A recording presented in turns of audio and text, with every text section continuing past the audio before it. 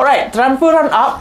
Sebelum ni format dia aku bagi ikut kelab. Tapi kalau bagi ikut kelab, sekali ada kelab macam City dengan Liverpool tak ada updates. So hari ni aku nak try new format. Aku nak try mention nama, lepas tu explain lah.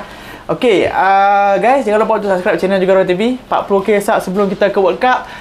Jangan skip iklan sebab tiket flight tak beli gini. So tolonglah support Juga Royal TV. Come on. Ya, tiket bola dah secure, tiket flight tak secure lagi. Alright, so aku nak startkan nama yang the complete medical semalam. Raheem Sterling transfer ke Chelsea. Apa update untuk Sterling ke Chelsea? Raheem Sterling dia dah berjaya buat medical lah. Yes. Dan dah agree term fee dengan City. 47.5 million guarantee kan, dengan kontrak aku rasa 300,000 lah, 300,000 pound.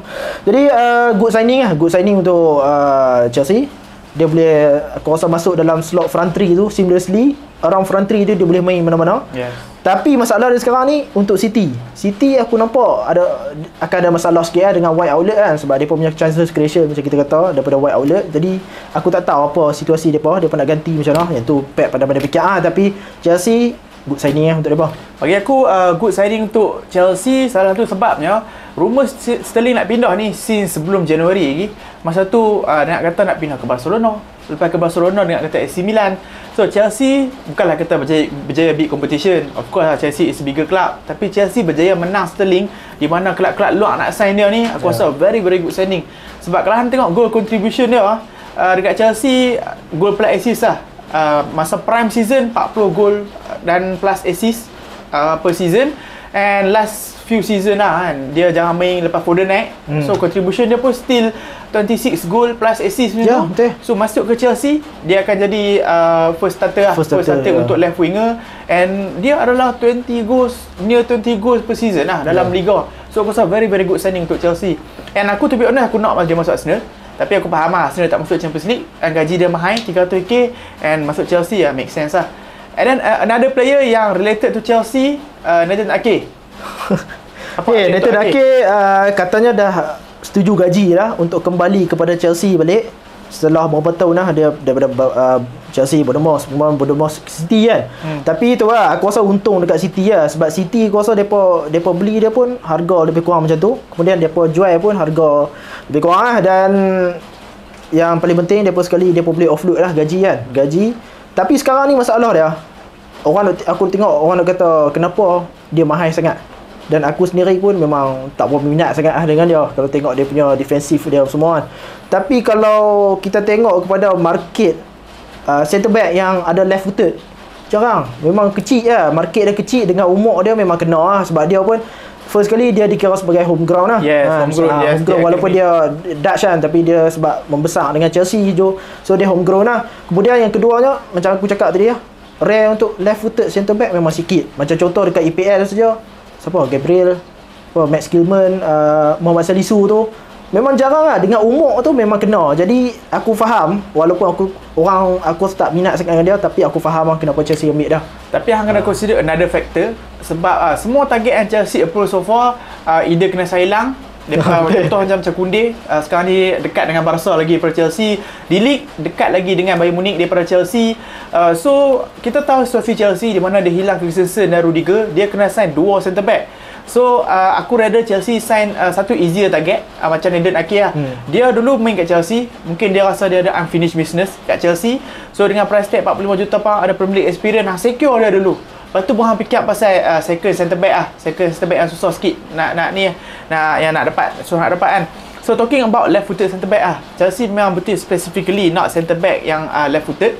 Sebab sebelum approve Nathan Ake, ada rumours yang mengatakan Chelsea actually approve Man City untuk sign Aymeric Laporte. Tapi City rebuff sebab aku setuju City rebuff, sebab bagi aku Aymeric Laporte adalah the best left-sided left-footed centre back in the world sekarang. So memang tak ada orang yang bagus daripada dia. So better lah dia stay kat City. Sebab itulah City reject approach daripada Chelsea tu. So Chelsea terus tukar, try another Ake lah. Okay, so kita cakap tadi Chelsea kena sign another centre back, which is Dilik. Selepas dia move on daripada Koundé, dia cuba untuk sign Dilik. So apa update untuk Dilik sekarang? Berita tak baik, satu lagi berita tak baik untuk Chelsea lah. Matthias Dilik nampaknya, aku rasa movement towards kepada Bayern Munich lah, compare dengan Chelsea. dikabarkan hari ni Azan Salihamidzic, Bayern punya director Yes. akan terbang ke Juve. Mereka akan bincang pasal gaji Transfer price D-League ni mahal. Aku tahu dia incline towards Bayern Munich, sebab kita kena ingat sebelum dia pindah ke Juventus, Bayern Munich minat dengan dia, Barcelona minat dengan dia, tapi dia reject kedua-dua kelab tu and dia pilih Juventus sebab yalah nak main dengan Bonucci, nak main dengan Chiellini.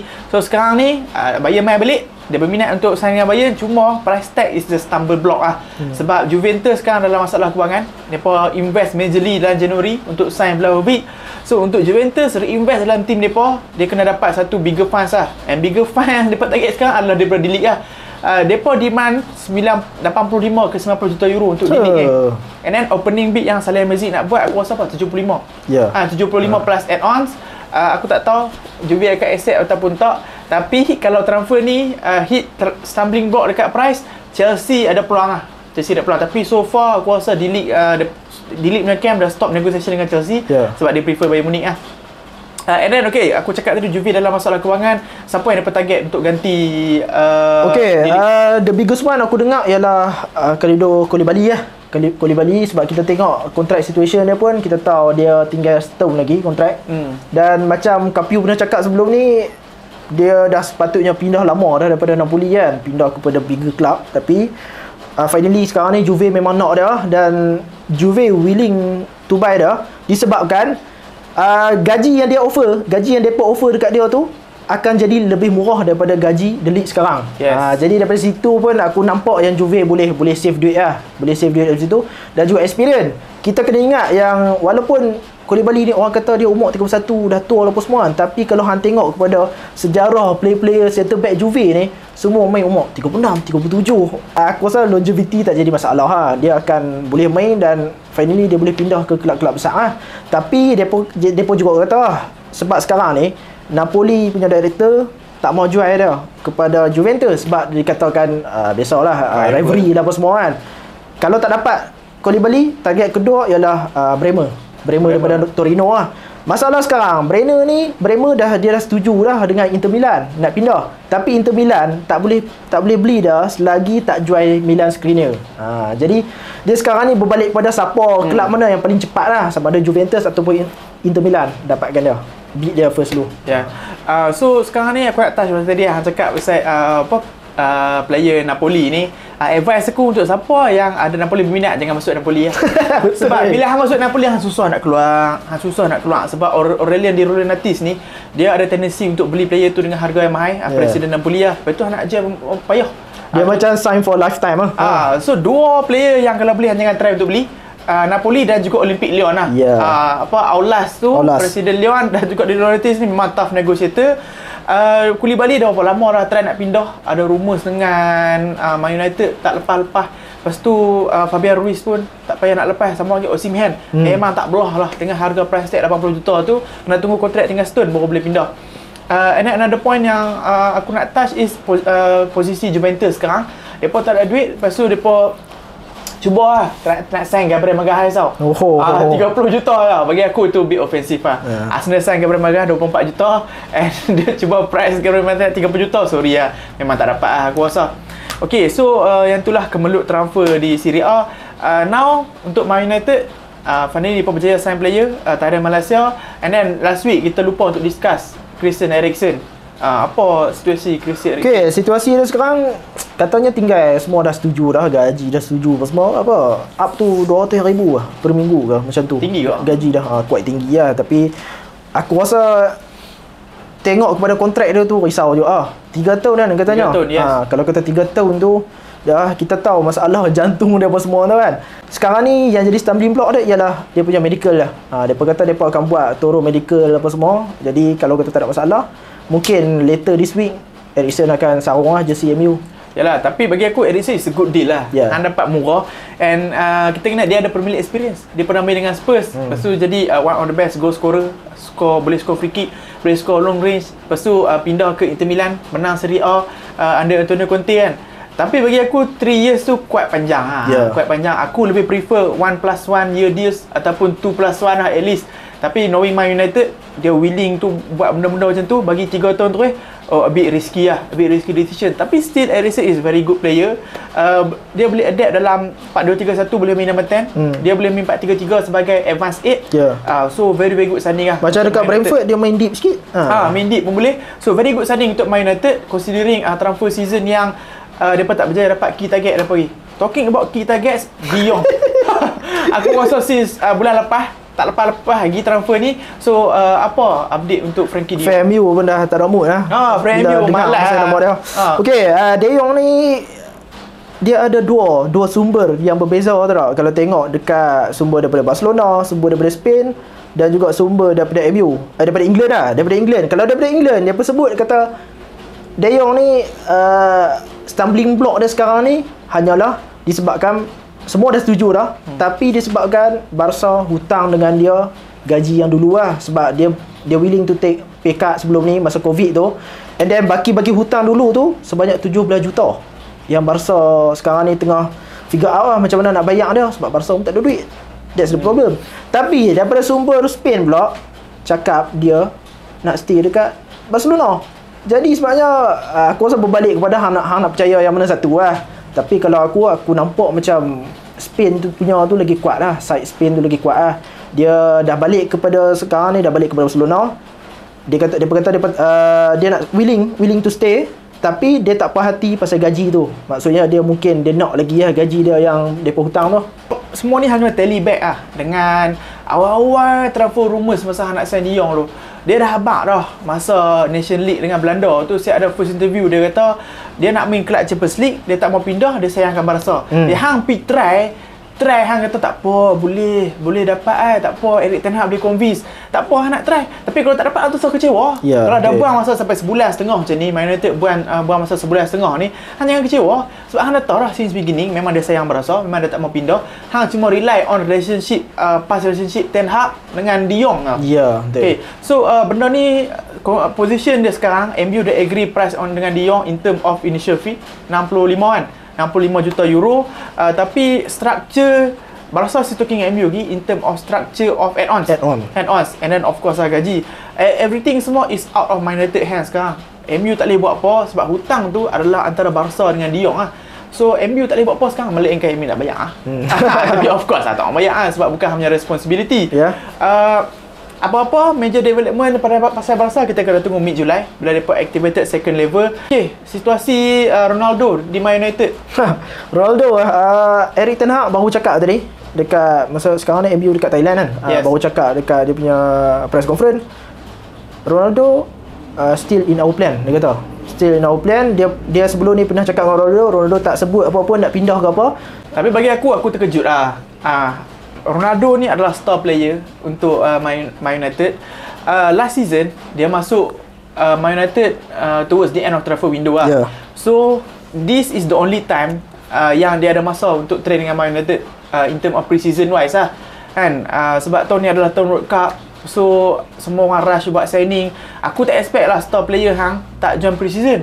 Bagi aku sangat-sangat terkejut lah hang kata ada masalah keluarga kat Portugal kan. Masalah aku bukan nak petikai masalah keluarga apa, tapi mak hang stay dengan hang kat Spain, mak hang stay dengan hang kat England semua. Apa masalah keluarga dia? Tapi aku tak marah petikai masalah keluarga tu, tapi aku rasa yang tu adalah another reason lah untuk Ronaldo buat delay. Tapi kalau tanya aku, tak ada mana-mana player pun bigger than the club. Ronaldo should join the pre-season. Hampir training seorang kat Sporting Lisbon buat apa? MU pergi training sampai ke Bangkok, orang nak tengok hang. Yalah, dia pun nak bedding dengan new system lah apa semua kan. New system untuk ada new manager. Kita tak boleh treat mana-mana player as bigger than the club. Nanti bila depa balik ke UK awal bulan 8 nak start Premier League dah, hang tak familiarize dengan sistem Ten Hag macam mana. So nanti jangan complain kalau dia reserve. Yang tu. Dia sebab Ronaldo pun suitors dia. Sekarang ni yang kita dengar sebelum ni Chelsea kan. Chelsea paling besar kan. Dikatakan Chelsea bila agent dia offer Ronaldo dekat Tuchel, tapi kalau Tuchel pun macam tak tertarik nak sign older punya superstar ni lah. Sama juga stance yang dia ambil masa mereka offer dia Neymar. Jadi tu lah Nizar Kinsella daripada Evening Standard cakap, jadi tu lah sekarang ni orang pun tak mau dia sebagai gaji lah, dan dia pun tak ada choice lah. Aku rasa tu lah patutnya balik kepada professionalism lah itu. Dia payah sikit. Kelab nampak dia sebagai investment yang tak menarik sebab tak boleh jual dia balik, kena bayar gaji tinggi. Tapi Ronaldo punya side, dia masih percaya dengan ability dia.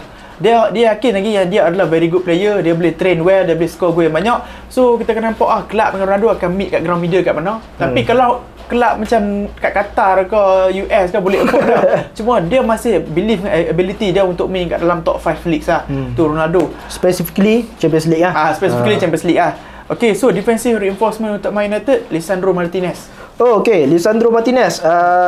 Dikatakan Martinez tak puas hati dekat Ajax. Tiba-tiba pula nak naikkan harga. Up sampai 60 juta, 65 Euro, juta. yes. Jadi Ajax, depa kelab yang depa tak perlu pun. Depa tak perlu duit.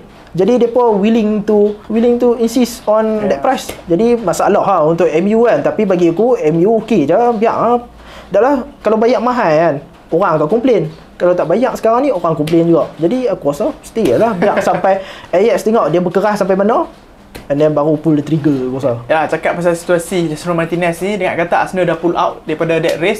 Sebab harga Martinez sekarang ni dah out of Arsenal punya range.